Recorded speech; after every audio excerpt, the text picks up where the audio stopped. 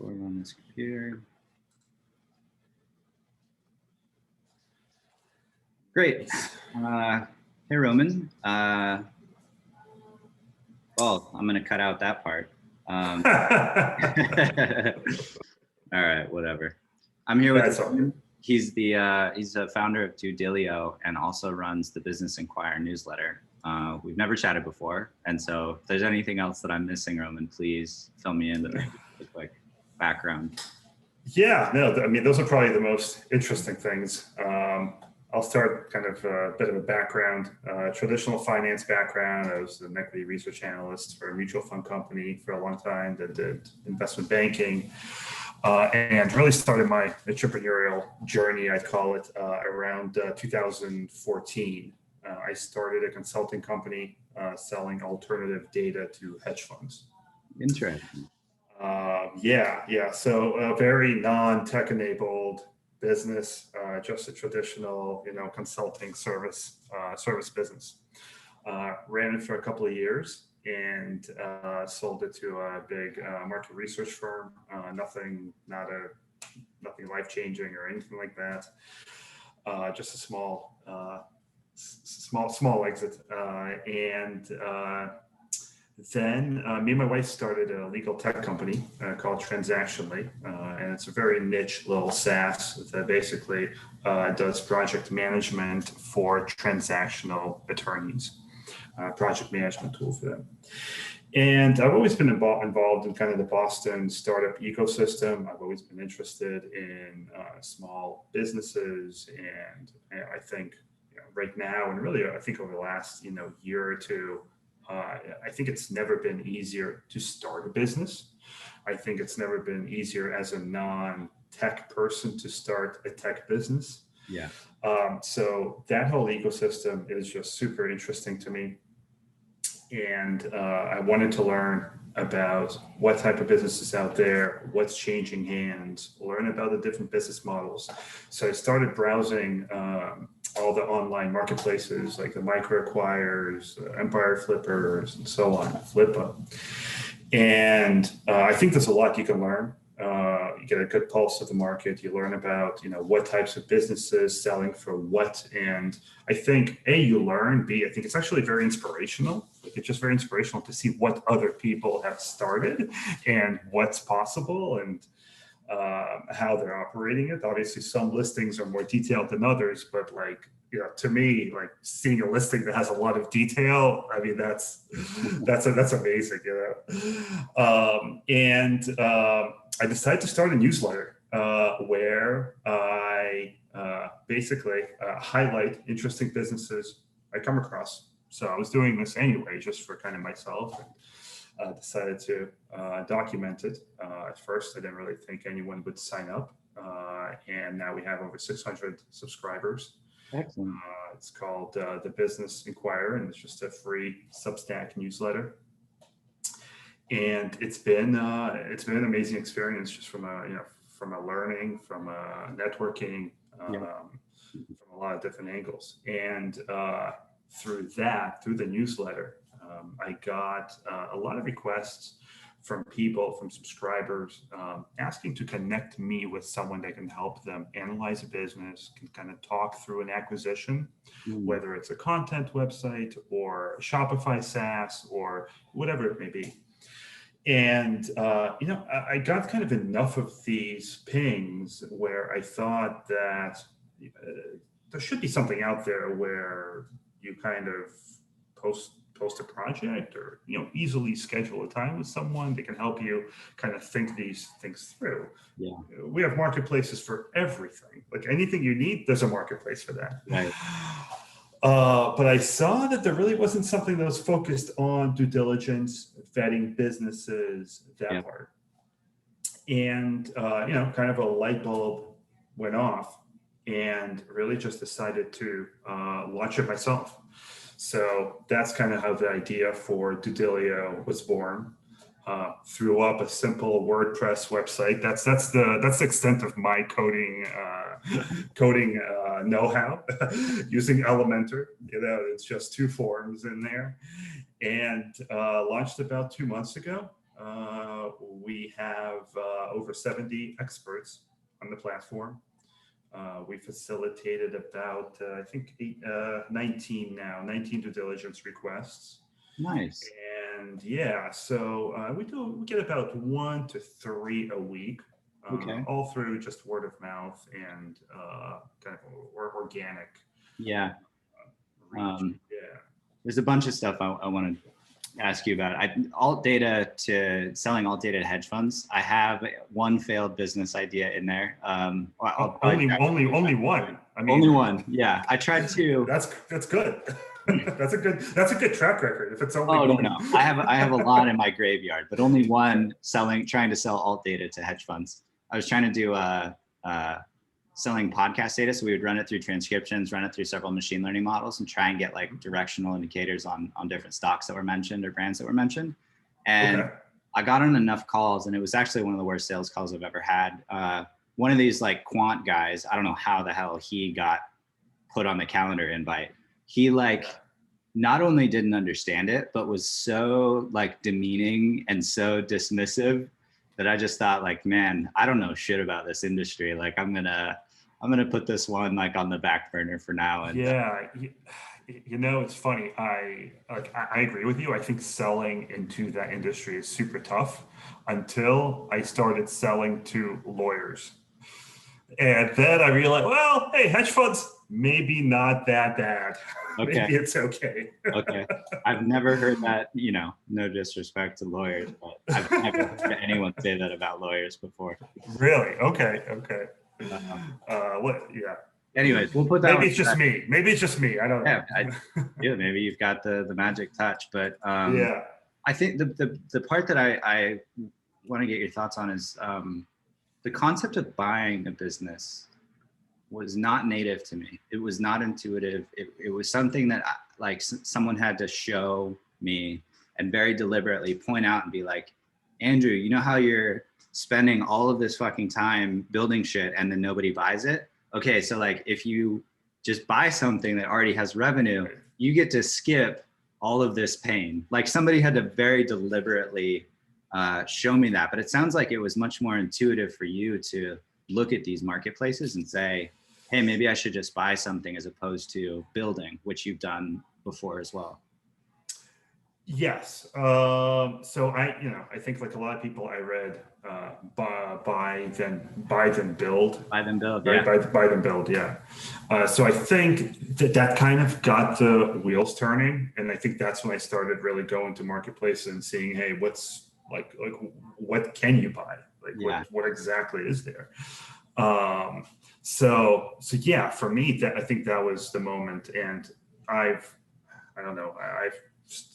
started, I don't know, maybe 3, 4, 5 different businesses that have failed. So I think only after experiencing failure do you really start like thinking about, okay, is there an easier path? Oh my gosh. I remember we bought 3 so far in our little buying group. I remember after we did that first one, just logging into Stripe and seeing money there was like, I felt like the king of the universe. I felt like the smartest man alive. I was like, oh my God, this is so much better. I've been such an idiot. Like I'm just gonna buy things from now on. Like starting from scratch, it's too hard. Yeah, for sure. I think, I love your blog on the website because I think it actually paints a very realistic process. Like you share your ups and downs because I feel like with everything on the internet, there's too much hype around like everything's perfect, right? You see everything on from Instagram to Twitter, everyone's a success. Everything goes smoothly. Right. And one of the things that I love about what you're doing is you highlight the things that are okay. Like this, we tried this, didn't really work. Like this isn't working. Diligence, we thought it's going to be a lot easier. Like good fucking luck. Sorry, am I allowed to swear? I don't know. Right. I don't know. Good luck. Getting someone to share their code with you. Oh, I know. And so I love that part. Like it's Well, thanks, man. It's awesome. I appreciate it. It's, you know, I don't trust people anymore that just give me like the full positive story. It's like when you meet somebody and they're like too nice and you're like, what are they hiding? You know what I mean? Right. Yeah. So I'm perfectly happy saying like this first fund, just because we're doing it with our own money, it's totally fine to say like, listen, we bought a dumpster fire. It's going terribly. And I regret this whole fucking thing. Like that is a perfectly acceptable thing. And if people are actually reading this and thinking about doing it, like if you just look on, you know, like you said, everything is just so damn positive. You're like, oh, this is like shooting fish in a barrel. You can't lose. It's like, no, you can lose. These things can go to zero, right? And Yeah. yeah, this is much more of a realistic picture of like play by play, how things are going, you know, and then there's tough times too, like in any company, even when things are going well, like you'll have slow months. And sometimes those slow months mean nothing. And sometimes they mean actually the industry is like shifting underneath you and you need to move really quickly to fix it. But it's very hard to tell in the moment. Yeah. Extremely hard. I mean, there's so many things that can go wrong, internally and externally, external factors. Yeah. Have you bought any products yet? I have, yes. I purchased a productized service business, a digital product and a productized service business in October last year, I think. And you know what? And it's not a good story, where I purchased this business and I honestly I lost interest in it. I purchased it. I realized that like it's not really what I want to be doing first. Number two, it's other projects were way more interesting that I was working on at the time. Yeah. And I think it kind of, and I don't know if maybe it's just me, but like I feel like a lot of people fall into this trap of like seeing a shiny object for sale, like, oh my God, like this is like great. And you kind of jump in without thinking everything through and, you know, kind of analyzing all the other options. So and honestly, I'm still trying to figure out what to do with that business. Interesting. So I'm still in it, and still trying to figure out kind of Yeah. what the next steps are. I mean, there's two thoughts I have around that. One is you as an individual losing interest. We have a group of 4 people, so like it's a little bit easier because one of us can, you know, pick up when somebody else gets busy or whatever, life happens, etc. But whether you lose interest or the reality is like if you want to keep doing these, you can't be CEO of all of them. And so one concept we're kind of, I'll probably do a post on this eventually once we figure it out, or not if it goes very wrong. But I worked at a venture studio for a number of years where the concept was we build it, we get it to a certain place, we hire a CEO and it spins out and has a life of its own. Yeah. I really love that concept. The venture studio, it never ended up working. But I've gotten it to work with a productized service that I started, but only because the gentleman, Mikey, that is CEO now, is awesome, right? Like it was all about finding a really great operator, and finding really great operators is just fucking hard. So all this is to say that we're trying to, at the moment, for one of our companies, find a CEO to run it. But the problem with micro SaaS is that oftentimes there's not enough cash flow to pay somebody, especially a US-based person, some kind of reasonable salary to do it. So we're at this weird spot now where it's like, it makes 60 grand a year. That's not enough to hire anybody but like a recent grad out of college, right? Especially today. Yes, and then there's no cash flow to pay for servers or like market. There's no marketing budget, so it's a really tough spot to be in at these smaller ones, which is why we're trying to raise a fund and like kind of move up stack. Because if you have, I don't know, let's say 200K in cash flow a year, then okay, great. You give somebody like a decent, low-ish but reasonably market salary for a micro SaaS company and give them 5-10% equity, right, with some upside.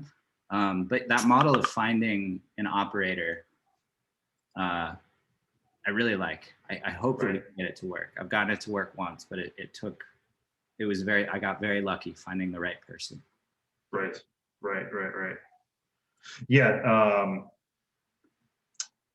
It might, I have to think about kind of how to find that fit for this particular company, because there's just like very little cash flow coming from it. Yeah. It's pretty much on a ground floor. You have to grow it. Yeah. To your point, it's hard to do it without some cash flow coming in from an entity. And that might be one of the differences between SaaS, which has been historically my background, and like more of a service thing, which my product as service is like, that was the first service I ever started.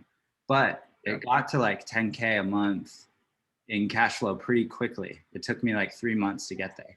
So like with a service business, sometimes the price points are like higher, right? Because it's all people processes. The markets can support a higher price per customer. And so I had money to actually like pay somebody a decent, reasonable, like, okay, well, at least like your mortgage and some food is covered, right? Like you don't have to suffer much. Yeah. And then I gave like a really, really fair equity structure for this. But I don't know if you could do it. It might be harder with a SaaS, but we're in the throes of trying this now. TBD if it works. Yeah. How many businesses are you running now with your? My shit's a little complicated. There are 3 in the group that we've bought. So we've bought 3 companies, and then I have the productized service and I don't know, other stuff. Got it. Yeah. I guess, how do you manage your time? What, like, between the 4 things that you're working on? Is it like every week you kind of create a to-do list to say, okay, for this business, I need to do these 3 things this week. For this business, I need to do this. Like, how do you think about that's one of the things that I've struggled with to figure out kind of how to structure that. For me, it is mostly a shit show. Okay. The productized service, slow. So I started that in like October. By January, I had found Mikey, who's now running it. And January, February, March were me resisting letting go, really. And, it was very difficult for me to like build my baby and then just like give it away, right? Yeah. But when I finally did, Mikey and I check in 3 times a week, an hour each time. And that is the headspace that it occupies for me. And then the acquisitions group, really, the way that I think about it is like, when we buy these things, they're distressed assets, even if they don't describe themselves as such. But on the engineering side, we have yet to buy something that I look at the architecture and think, oh, we're good for like another, we could 10x and I don't have to change anything about the code. Right. That's not happened. That has happened 0 times. And so right now it's like, we have, just like broadly, we have to like do the engineering, and then we have to do like kind of the marketing. And then it can start to be on a path of like, okay, incremental feature, incremental marketing, incremental growth. And once we get it to that place, then I think it's a lot less time. But we're stuck right now, frankly, in the engineering side, because each one of the properties that we bought is in a different programming language. So like there are 4 of us in the group, 3 of us are developers. But between us, we only are really good at like 3 or 4 different languages. So I think moving forward, we're going to be a lot more strict about the tech stack, just because it has been so painful for us to, again, because there's so little cash flow, you can't even really go onto Upwork and find good people on Upwork to go pay to do it. Yeah. Right? You got to go find a new person on Upwork that's like $14 an hour, right? And try and fucking, pull like magic out of that person. It's such an improbable, an impossible task. So we're like in the throes of that right now. And some of these are just coming into the marketing phase, where we're like, okay, channel experimentation, what kind of channels are converting? Which one should we try? Which one should we kill? Right. And then I think it's a certain point, we might just try and hire like maybe even just a virtual assistant if the CEO thing doesn't work. Ideally, each company has a CEO, because that's another thing we're finding is like every single one has to have a CEO. It has to occupy one person's headspace, and it has to be number 1 in their mind. And it can't be us, almost by definition, if we're doing a fund. Right. So we might get like a VA to grab, like once we have the playbook, just have somebody go execute against the playbook, but we don't really need them bringing, new ideas. Obviously that would be amazing, but yeah. just need like an executor against, like every week you send 500 emails, right? Here's where you find them, or here's like the process for that. Here's the copy. Do not change the copy. If you'd like to change the copy, please talk. You know what I mean? That kind of an ABC playbook. Then once we get into that, then I could really think about like, I don't know what comes next, because buying 3 at a time was just, it was stupid. It was so stupid. You dive, at the deep end of the water, deep end of the pool, right? That's right. Yeah. But back to the stuff that you're working on, the business inquirer. One thing I do see though is that even though there are a lot of marketplaces, and there are marketplaces for everything, I still find it remarkably difficult to say, of all the possible deals on the internet, which ones are in my tech stack in a price range that I want, that are actually pure SaaS, that don't have like some kind of platform dependency, like the Shopify apps or whatever. I know a lot of people are into those. Like I don't have a comfort level with e-commerce, and none of us at our buying group do. So like we haven't dabbled in that yet. I still can't find a marketplace that will just let me filter and send me everything. So I almost feel like there needs to be an aggregator of some kind to go through and just pull great listings. Yeah. So I think there definitely are, I think, a couple of aggregators. Like Centurica has one called Market Watch, and then there's another one built by Mike Rubini. I'm trying to think of the name. I don't remember. Mike. I don't remember what it's called. So there are a couple of aggregators, but I don't think those are even going to help you, because in order to filter by the details that you're talking about, I think you need to extract more information from the listing. You need to extract more information from the seller. Yeah. And I just don't think that's being collected right now. Yeah. I generally think there's a lot of opportunities for even new marketplaces. I think there's still tons of opportunity there. I've been thinking about a no-code marketplace, because I think that's interesting. I think, I love what Andrew's doing. Andrew created a playbook for how to start a marketplace, But I think, he's creating a startup market. Like maybe he started with micro SaaS, but today, and you probably even, I don't know if you saw the update that he posted today, which is awesome that he's so transparent. But the revenue size of these companies keeps going up and up and up.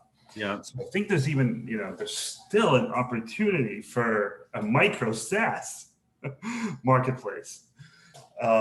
Yes. So even with that arena, I think there's still, a lot of things that can be done. So we recently listed one of the properties for sale. One, because we're just thinking, okay, let's consolidate and really focus on the ones that we know we can grow. And we got to, kind of pick one to let go of. And so we decided on one. Also just to test liquidity, because the part that I'm not certain of is, as both a buyer and an eventual seller, what kind of liquidity is there in the marketplace? Like really, right? Obviously, selling a business, it's not like private stock is not a liquid asset, right? But,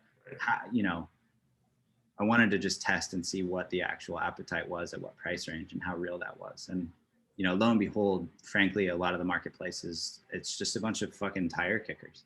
You know what I mean? Like really unsophisticated buyers. Like somebody literally asked me to send them the data.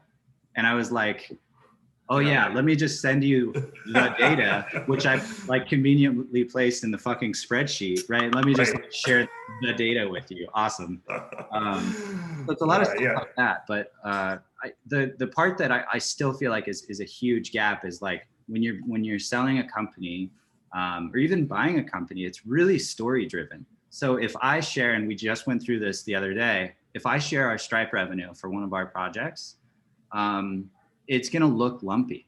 The reason it's lumpy is because we have a lot of people on annual plans. But if you just look at Stripe and a graph, it'll say we went down 20% last month. When the reality is like the month before, we just hit a bunch of those annual subscriptions, right? And then like 2 months from now, it's going to be another jump because that's when we did a big marketing push 2 years ago or whatever the case may be. Right. That story is totally lost when you just do like, oh, well, here's my Stripe dashboard, right?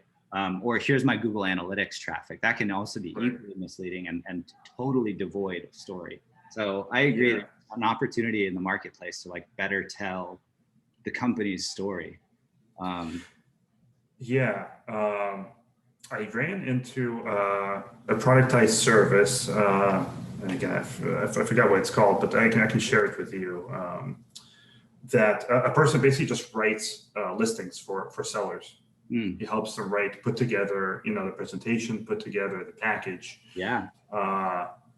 And I wonder how popular that is. I wonder how, I think something like that would be, if you incorporate it as part of a marketplace. Yeah.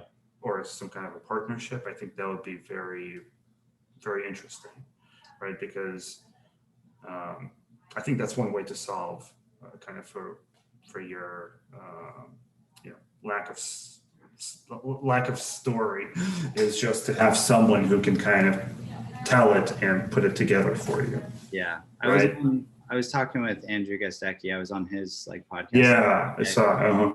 One of the things he's trying to do is make this more like normalized. So maybe that the real answer is like, it's actually a confidence problem.